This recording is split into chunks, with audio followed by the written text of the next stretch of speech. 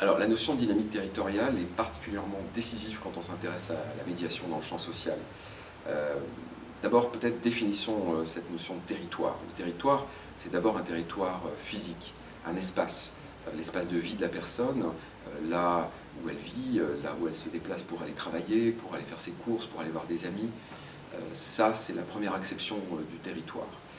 Ensuite, le territoire, c'est aussi le territoire intérieur. C'est le territoire du moi, c'est le territoire du rêve, c'est l'imaginaire.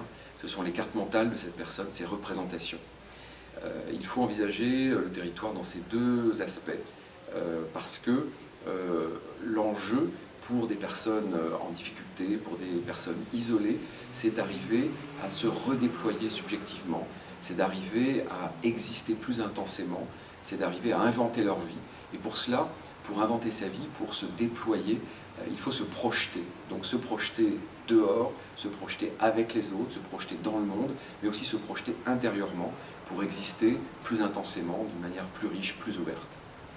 Alors, on parle de territoire, mais on parle plus spécifiquement là de dynamique territoriale. Et ça, c'est la deuxième idée sur laquelle je voudrais insister, c'est que le territoire, on l'envisage toujours en relation avec le temps de la personne, le temps de la subjectivité, et donc avec le désir, avec le projet. Ça, c'est la première dimension.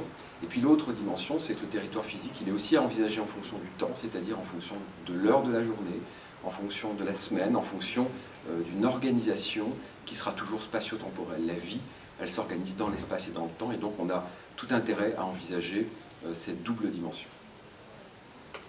Alors d'un point de vue méthodologique, je crois que ce qui est très important quand on est travailleur social ou médiateur et qu'on mène des projets de médiation culturelle dans le champ social, c'est d'abord de commencer par repérer le territoire, par l'identifier, par le représenter avec les personnes avec lesquelles on travaille, commencer par faire des cartes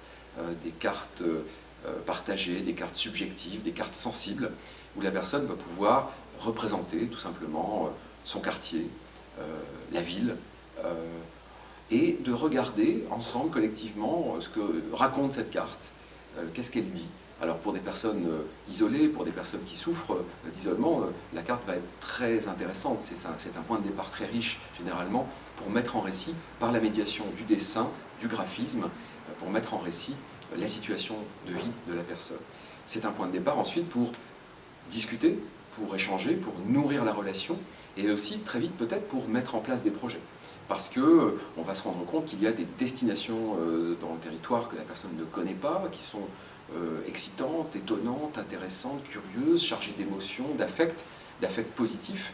Et donc on va peut-être pouvoir travailler sur des parcours, sur des projets, sur des déplacements, sur des balades, qui vont permettre à cette personne de vivre des expériences intenses, des expériences joyeuses, heureuses, qui seront ensuite partagées.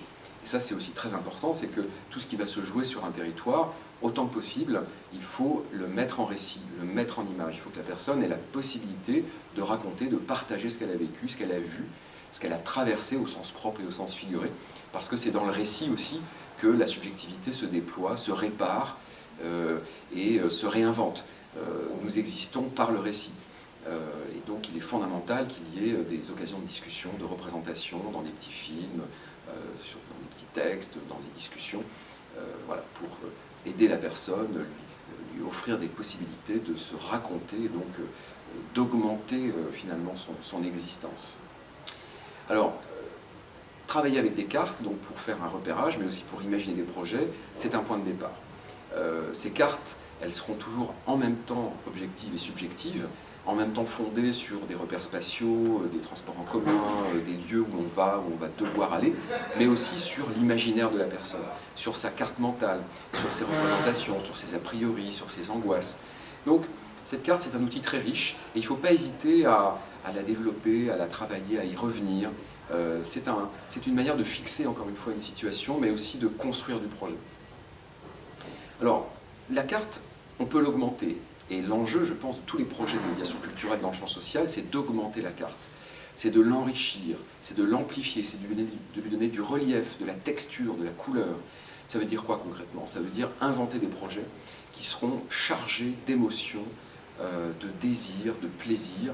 Et c'est ça l'enjeu des projets culturels fondamentalement, c'est d'arriver à réinvestir l'espace, le temps, le rapport à soi et le rapport à l'autre, le monde finalement, de charger, d'enrichir toutes ces dimensions de représentation positive, engageante, troublante, puissante, parce que c'est comme ça que la personne va, encore une fois, se reprojeter, se redéployer, se réinventer.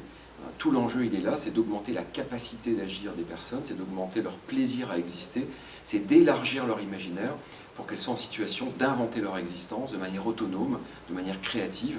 Et donc, voilà, ça passe par des cartographies objectives et subjectives, par des projets qui sont situés, qui sont en situation.